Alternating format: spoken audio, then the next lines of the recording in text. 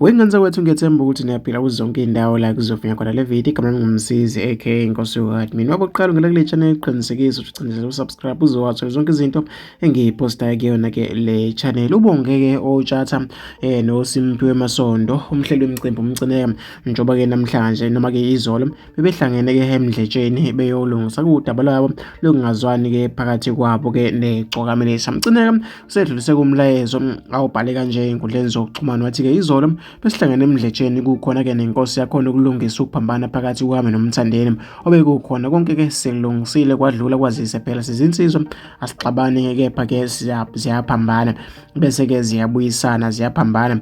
Wayeseveza ukuthi ngibonge-ke noma-ke ngibonga utshatha iSpecial Ngobe noboni-ke ngubane bebekhathazekile ngalolu simo benoSimphiwe Masondo okuyibona-ke abenze-ke isiqiniseko noma-ke isiqinisekiso sokuthi-ke kukhulunyelana umlotha. Ngiyabonga kakhulu-ke bafowethu lokho-ke nikwenze nakwabanye ningathokozi-ke ngokuxabana kwey'nsizwa kube yini noma-ke kube yini nje emnandi kunini. Wayesethi uNkulunkulu anibusise bafowethu nakuyo-ke inkosi siyathobeka ukuthi-ke isikhathazi ngalolu daba. Siyabonga-ke nokwamukeleka ezweni layo. Wengenza kwethu zinjalo kuyindaba phakathi-ke kweGcokamelisha nayo-ke insizwa Umcineka-ke noma-ke esingaqinisekisa nje futhi sikwaziyo ukuthi kulo nyaka-ke sizolibona iGcokamelisha emcimbini-ke omkhulu impucuze kumaskandi festival, njengoba-ke sazi ukuthi into eyadala ukuthi-ke iGcokamelisha lingabikho-ke kwimpucuze-ke ngoba-ke babekade-ke bengezwene nawo-ke insizwa engumhleli walo mcimbi-ke wempucuze kumaskandi festival. Mina-ke sengifisa ukuthi ngizuvula wakho nombono wakho ukuthi wena ucabanga ngalo daba hlangana bakho comment section. Mina sengiphuma kanje.